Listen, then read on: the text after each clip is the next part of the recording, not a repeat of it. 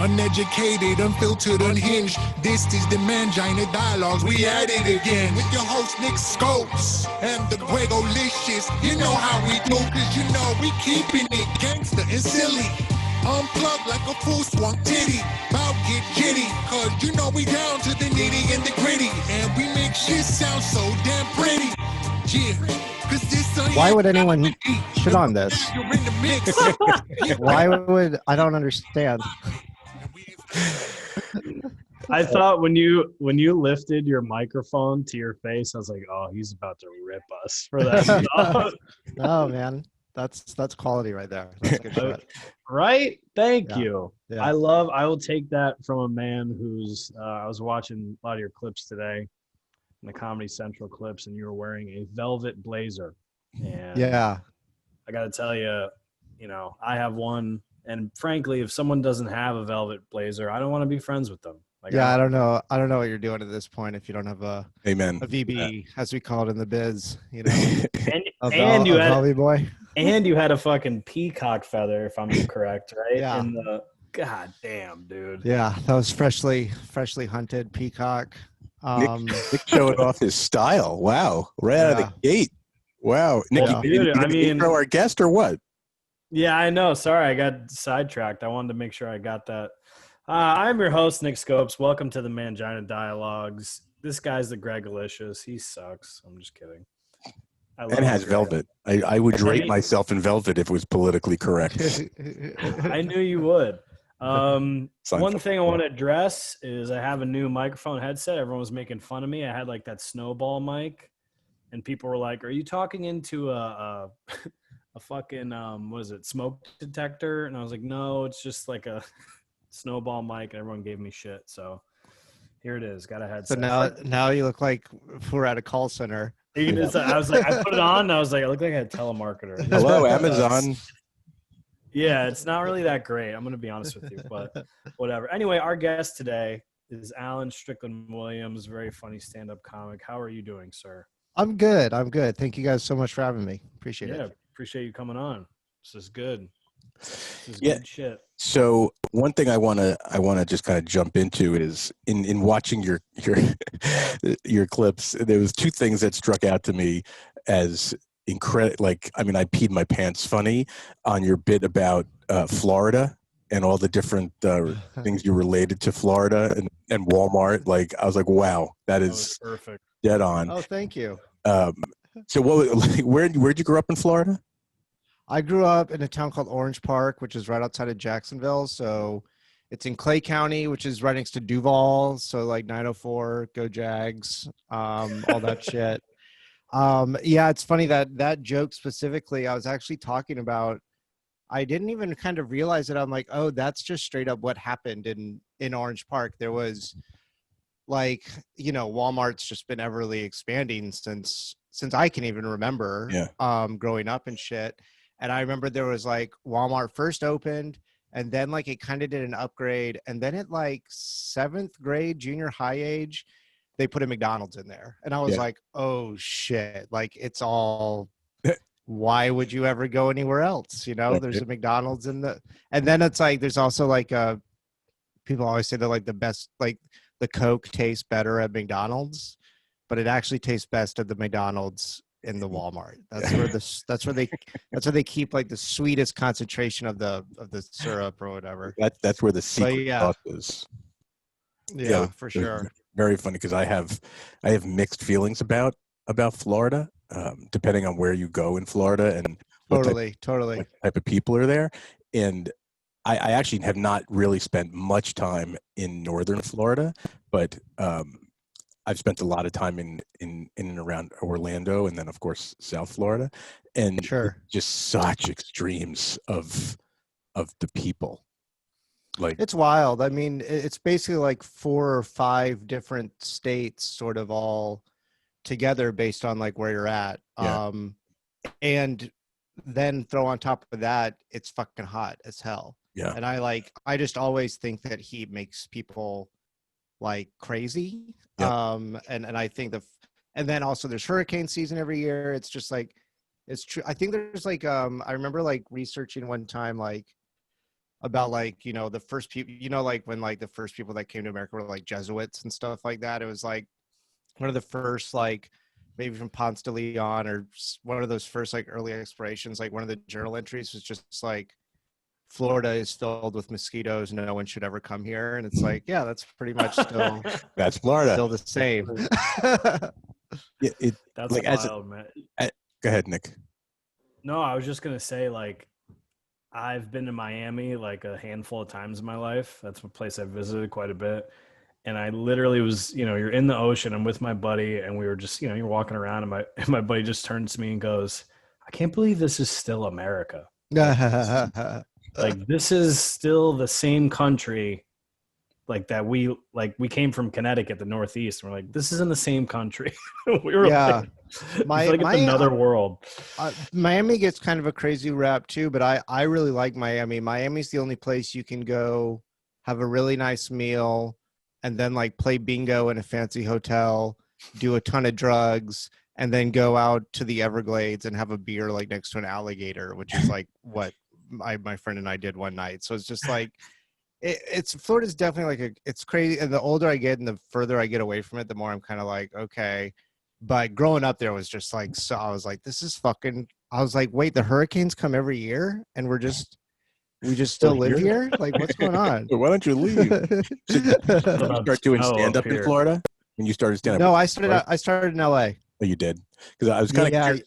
Have you done stand-up in like Orlando? I'm trying to think if I've ever done Orlando. I've done Fort Myers. I've done Jacksonville and areas around Jacksonville.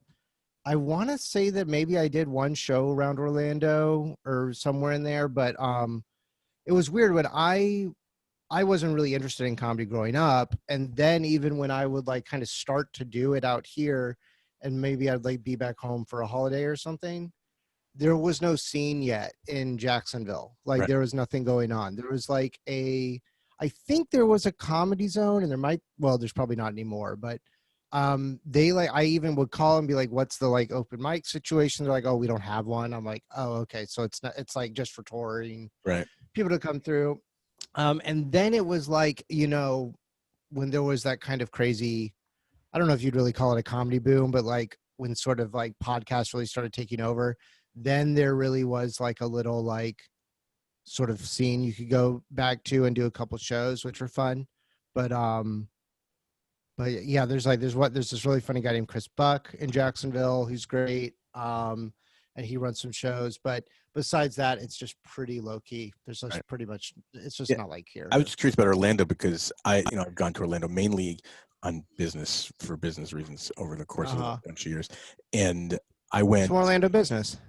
Yeah, well, I don't know what business it is doing in Orlando, but I went for WrestleMania like 3 years ago. Okay, yeah. WWE.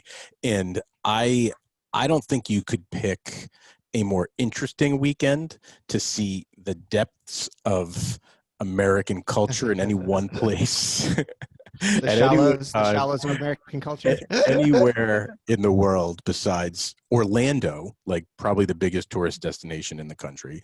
And then put on top of it, the World Wrestling Entertainment biggest event of the year in Orlando. It was insane. Like you couldn't get into a buffet. Like I can't imagine what they went through in just sheer food that week. So funny. I mean, it was like everywhere you look. Shrimp. Can you imagine the shrimp? Oh my God. How much? Like how many shrimp? How many shrimp? The crab's legs, like the lime. Oh boy. I mean, I just don't understand. Like it was crazy. And I'm like, I don't know how people like live here year round unless they work the tourist business and that's their life. Like it's just like a very weird place to like make your roots. And deal with, I guess, unless you're in, the tourist business. Yeah, for sure. I was just curious. My I'm sorry. No, it's a weird place, man. It's like, it's so funny. There's like just a picture that went around the internet of like a huge ass alligator that was in Florida somewhere. I think it was maybe in Naples. And I was like, oh, yeah. I mean, I remember one time when there's just an alligator in the street and it was just like, yeah, there was just an alligator in the street. It's just like it's like you're living in Jurassic Park or some shit. It's crazy. Right. You're like, yeah, this is what happens here. This is completely normal. Oh yeah, that's the mayor. Don't worry about it. Just drive your golf cart right by. He's a good guy. He's a good guy. So what prompted the move to LA to like start to do comedy? What was like, okay, I want to go do this? Well, I really was interested in writing, and I still am. And I sort of like, I thought I would wind up in New York City. And I did. I moved there. I spent a summer there, and I just didn't really like it. And then I was just like, I was in college, so I was like doing internships and shit. And then I was like, okay, well, I didn't really like the New York thing. And then a thing came up in LA, and I did it, and I just loved LA. Like immediately, like 2 days in, I was just like, oh, I could just sort of like live here probably forever. And so I just was like, I got really, really lucky and really fortunate where I graduated and I hit up the people that I interned with, and they were like, oh, we actually have like a short-term thing. And I was like, I'll take anything just to like get me out here. And I moved out here in like June of 2008, and I've been here ever since. What was that first job?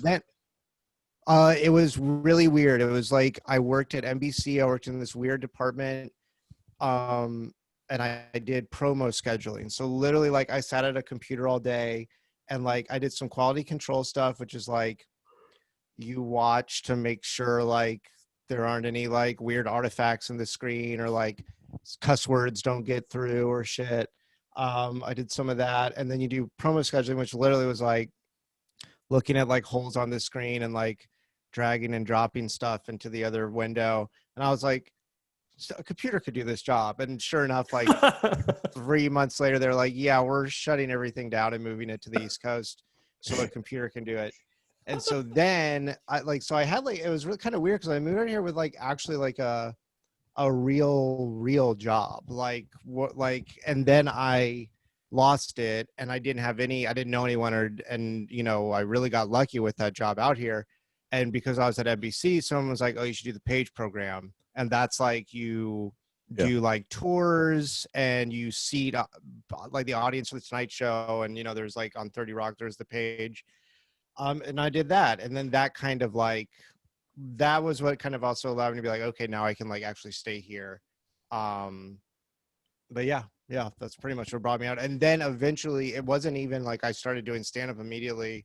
I think I started doing stand-up like real, like, it's kind of weird. I actually got a job at NBC's digital department. I was so bad at it because it was like bi-coastal.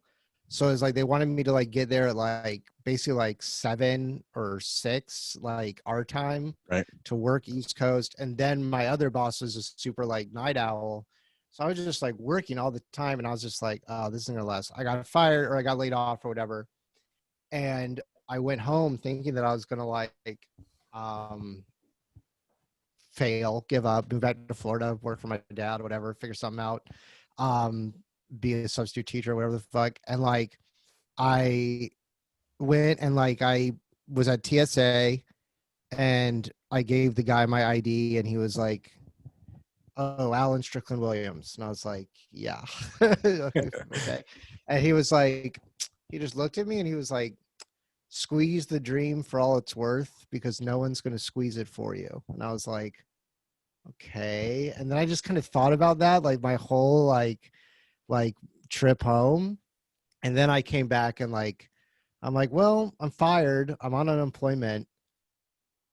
Yeah, now's the time to do it. And that's when I really started doing stand-up like all the fucking time, which I think is a pretty common story. Like you're like, a lot of people start when like everything's really fucking bad in their life. But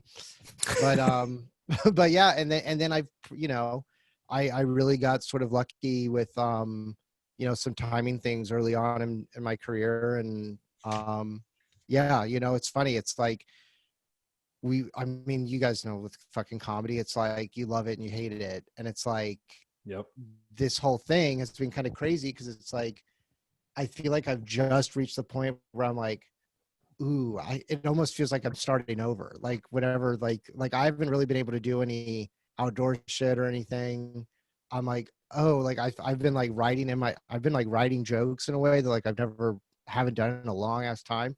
Probably not any good. There's probably like one, my success rate is like a whopping like 9% of like everything I ever fucking try, something like that. So like there's maybe like 1 minute of something good in there, but it has been a little fun. Like, and even like getting asked to the podcast, I appreciate you guys asking me, because I was kind of like, oh yeah, that would be fun to do right now. I feel like it's like, I don't know about you guys, but I've been pretty like not really doing much shit this whole time. So you haven't done a lot of shows at all? No, I mean, I've done like a handful of online ones, right? Like maybe 3. But they're just so weird, man. Yeah. It's just not the same, and even the outdoor stuff, I haven't been asked, but even that, I'm just like, I don't know. I love like, and I'm not even a super big like crowd work, get into the crowd like guy or anything, but there is something about it that's just like having the masks and stuff. I'm just like, I'm like thinking about it is distracting me. I don't know. Right. But everyone's different. It's weird, dude. I mean, I haven't been doing comedy for as long as you. I'm probably in a little over, well, if you minus Corona, it's probably less. But that's the nice thing. We all get to take like a year off of our our thing now, though. So. I lost like 5 months, really. Yeah. And then, but I was doing some shows for State of New York in Central Park.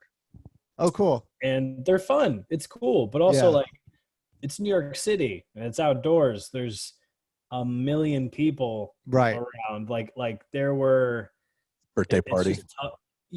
There's literally, we're underneath this tree doing a show for like 30 people who are there for the show, dedicated, bought tickets, doing the show. Then to the right of you, there's a children's birthday party.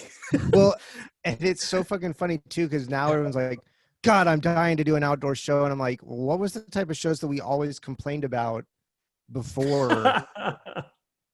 The worst thing you could ever do was like a daytime outdoor show, like always. And now we're like, please, God, like let us anything. At one point there was and Greg was at this show with me, a person who's pretty well known, like been on Conan, Fallon, all that stuff in the city, was doing her set. And about, I would say like 60 yards behind us was this, I don't even know if it was a man or a woman doing It was a woman. It was a woman. It was a woman. Yeah. To a strip tease, like blasting Usher, and like was slowly taking off articles of clothing, and at one point ripped her shirt off and just had pasties on her nipples. This was like 60 yards directly, and wearing neon. You like can't burlesque. miss the shit. Yeah, you can't miss it. And it was, we were like, oh my God. That's so funny. Yeah, it was, and the thing is, you knew it was coming too, because you heard like, and really, it kind of sucked for our friend who was doing her set at the time, and this all of a sudden you just hear this like obnoxious hip hop music coming from very close, and you turn around, you're like looking at it, and I'm like, that girl's definitely taking her clothes off. Give it 2 minutes, and that neon outfit and lace is coming off, guaranteed. And within 2 minutes, it's off. She's in a thong. Like, I think there was a thong wedged between her ass cheeks. I'm not 100% sure. And then pasties. And literally, your line of nothing good happens during the day.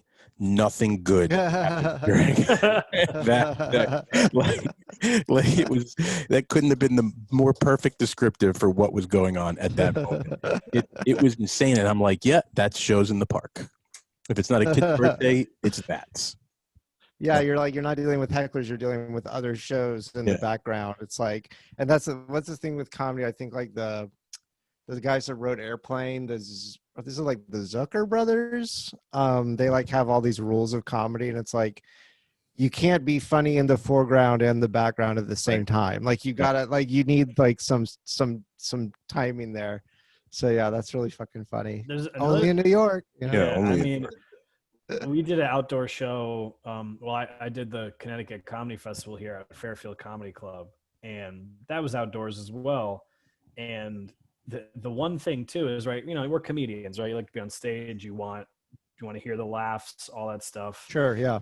When you're in Central Park, or in big outdoor field, like you hear them laughing, but like you're not sure how you're doing really. Yeah. But, Greg was at my Connecticut Comedy Festival set. It's outdoors and doing my thing, and I got off stage. He was like, "That was really good, man." And I was like, "I can't tell." Yeah. Because it's like it's not an intimate comedy. It's outdoors. Everyone's very spread apart.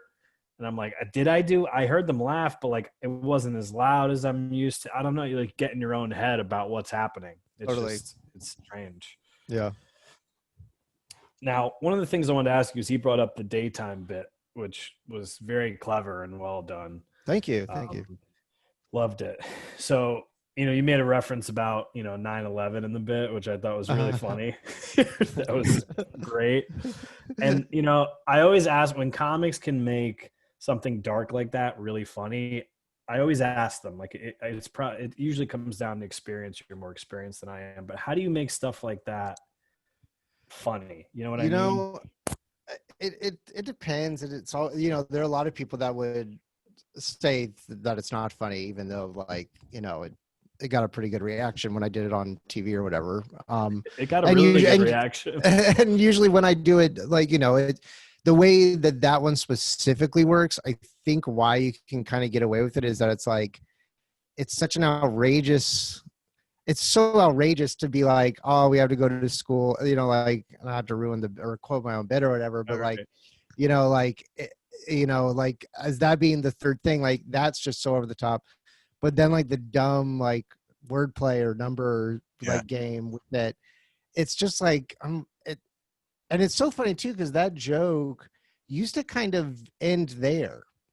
And then I was like, oh, it needs to there needs to be more to it, because the first part of that joke basically was a conversation I had with my friend and really funny comic, Dave Ross, who he was literally he was talking, I said that I was like, oh, I had to wake up really early today. And he was like, oh, but you probably got a lot done. And I was like, shut the fuck up. Who cares? Or whatever. And kind of some of those things were verbatim. And then I was like, oh, that's kind of let me and I think that might've even been something that sort of happened in the moment where I just sort of came out like that. And I was like, oh, talking about the moon and the sun as being nerds or cool. Yeah. I'm like, okay, that's how you do it. Right. But I don't know. I mean, I think you just kind of got to go for it. 9/11 is almost even a hack thing to not only is it dark, it's also kind of hack. There, a lot of people we love our 9/11 jokes or whatever, but I don't know. I think it's just, I try, when I first started, I was really trying to be like Jeselnik, offensive, abortion, whatever, all the hot button issues. And the more I got into it, the more I'm like, well, it seems that unless you are someone like him who can truly do it nonstop, the best fucking shit every time, I can't do that. But I can get one or two in throughout a set. And I feel like if you kind of pepper it in, it's just enough to sort of rattle the crowd and be pay attention, whatever. Right. And you're not trying to you're not trying to be a bummer. You are a comedian or whatever. But I don't know. We're also, comics are just always more cynical than, most people. So even though we're also, I think, a little bit more fun and funny than most people, obviously. But, I just think it's so funny to just be like, kill me. Dude, I throw out my mom passed away when I was a kid. I throw out dead mom jokes all the time. Yeah. Even if friends, my friend, my roommate who I live with, his family lives around here, and he's like, oh, I'm going home. Mom's making dinner for the family. I was like, oh, it's cool. You have a family and a mom. Yeah. And he'll just be like, God damn it. What do you it's also good too, because it's no one can say anything. You unless they're, and then one of sad, one of my friends actually took his own life earlier in the pandemic, and he was a comic, really funny comic, and sorry crazy about that, man. Yeah, no, it's okay. I mean, but we the group thread of our current his former friend group, whatever you want to say. I mean, just right away roasting, like roasting him, and like the only thing is, like I said, is like, wish he'd be around to see this. He would love all these fucking jokes, you know. Yeah. So it's just, that's one way we deal with that shit too, I guess. But yeah, well, and hey, I'm sorry about your mom, you know. It's funny. I was going to ask you if you were influenced at all by Anthony, because when I saw you said it instantly, like I put you and him together. Mostly in your delivery, it just reminded me of seeing him. And when one night I was at the Comedy Store and he was doing a set, 15 minutes. And it was really awesome to watch him work out some of that material that clearly, he pulled out a notebook, literally had his notebook and pages on stage, and he was like reading off of them. And, it was just fun watching him work through some of these jokes that were definitely, works in progress that just did not work. And he was like, nope, that one didn't work. Or, he was like, oh, there's that bit there about that person jumping off a building. That works. It's just really cool to watch him work some of that, darker material out in real time on stage. Like that's pretty cool to see how that process worked with him. Yeah, totally. Because doing those types of jokes are all risks, and obviously if you're going to do them on a special or in a half hour, 45-minute hour set, you you need to see where those darker things, the bottom falls out maybe. Totally. And exactly how far you can take them. And, he's really impressive. I mean, he's just such a, like not only is he really good at what he does, he's like a very hard worker. Like, I think I heard something about how basically he'll just go to a cabin and just write for a weekend or a week or something, and then just for the next couple months just systematically, methodically run down the jokes and see what he can do with them, taking them on stage like that. And that is where you're like, oh yeah, this really is it's so funny. Comedy's I started it probably at one of the lower points of my life, no real goal beyond doing it and getting fucked up and having a good time doing that. And I did that. And it's after a while you're like, oh wait, now I gotta write more stuff and show up on time and get my life together. I mean, some people never really do have to, which, they're really lucky, I guess. But it is sort of oh fuck, it's it's a lot of work. And that's sort of and I think probably everyone complains about that. I'm just people think we roll out of bed and walk on stage and it's just coming out of our mouths. And some people are like that. Some people really are, but I'm not. I'm like, fuck, I gotta sit down and write. And it's gotta do my fucking homework. And it's dick jokes or whatever, but whatever. make sure everything flows and one thing goes into the other and all that shit. Yeah, because those are the things you don't think about. I mean, you shouldn't be thinking about those things if you're having a really good time at a comedy show. You should just be laughing and then focusing on the story or the bit or the joke or whatever. So doing all that, and then you do get these opportunities to do longer sets and a longer set in a club versus a longer set for something, on TV or whatever. It's even those are different. You got to learn all the little things to, writing around the check drop or doing the crowd work at a certain time, you got to do it's the type of thing too where I'm oh fuck, we're all just going to be so bad when the floodgates open again after there's a vaccine or whatever. I'm we're all going to be going back to school. It's going to be really funny. Yeah. No one's going to know. No one's going to know how to be people are going to be so amped and so fucking horny for comedy. And we're all going to be oh, what? Oh, God. Yeah. Hey. A lot of cherry popping again. Yeah, they're just gonna be pumped about being out with other humans and being able to drink with their friends and go to a public place. They're gonna be so amped up they don't even know what to do anymore. But so you have a new half-hour special coming out? I have a half hour on. I did a half hour last year for Comedy Central, right. And they are, fucking. There's 5 companies now. There's Viacom was bought by CB or Viacom merged with something else. Anyway, they put all the specials now are on CBS All Access. CBS All Access. And there's like, you can do a free, I think if you use promo code Turkey, you get a free month or something like that. So if you want to check out that shit, I think you can just search for me on there and you can see it for a month or whatever. But yeah, I mean, you know, obviously there's not much going on, but yeah, that did just happen. So that's awesome. And then you're still doing your podcast? Yeah, I do a podcast called The Male Gaze. We release it every Monday, wherever, and it's just me and 3 friends, and we, Steve Hernandez, Brody Reed, and Zed Kutzinger, and we just sort of, we try not to be straight up a news podcast, but we kind of turned into one where we really do just sort of like pick 3 or 4 stories and talk about it. Right. And so, you know, it's, you know, our slogan is finally a podcast for men. Yeah. So great. You know, you can check that out. And we, you know, we try to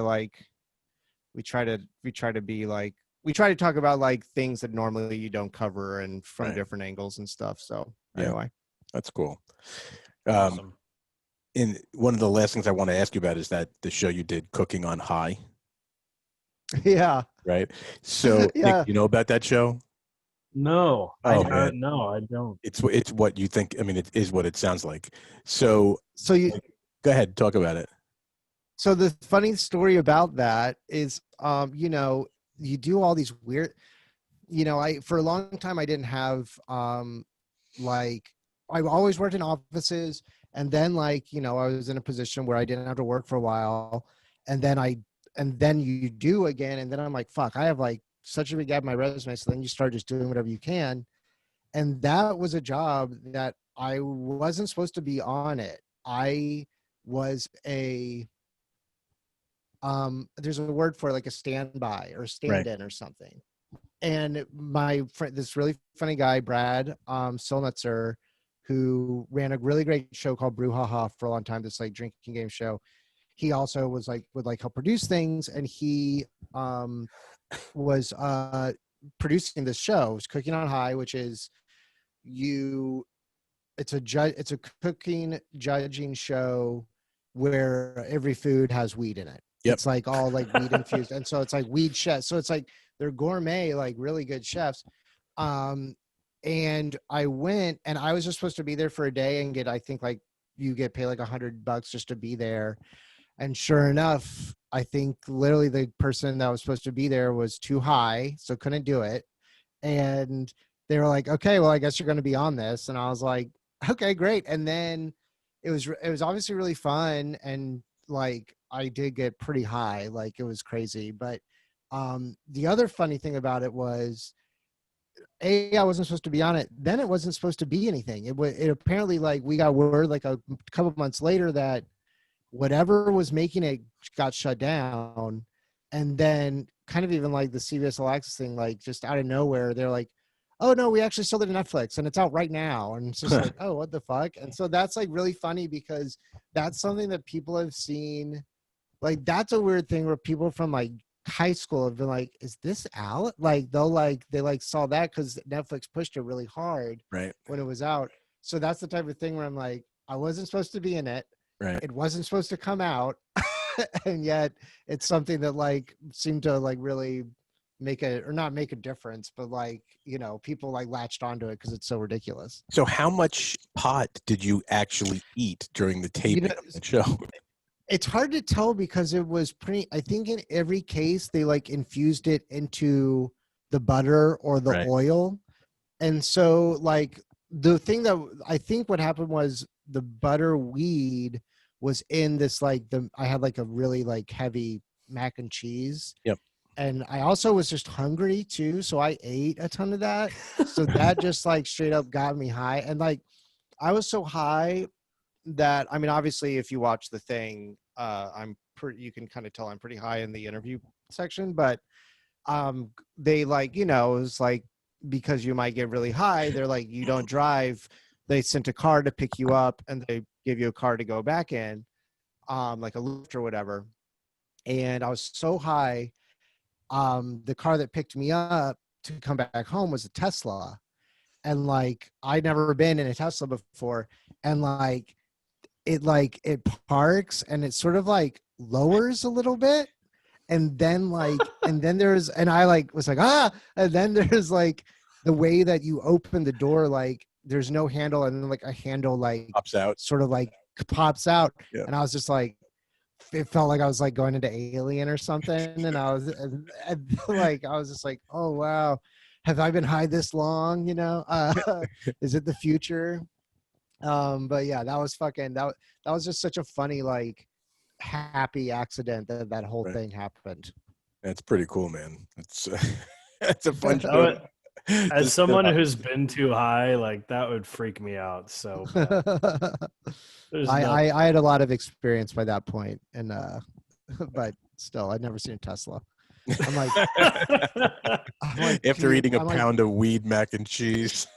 Yeah, like I need a normal, like give me a Tercel or like something I can just fucking like something I know, you know? That's the takeaway from this podcast. If you get high, don't get in a Tesla. Yeah, it's too much. It is too much. It is. Anyway, man, thanks a lot for hanging out with us. Dude, thank you guys for having me. This was really fun. Yeah, good luck with the CBS All Access stuff too, and the podcasts. And all your velvet blazers, dude. Yeah. Love it. Keep sweating velvet. Stay hot, Alan. Thanks, guys. All right, man. Thank you.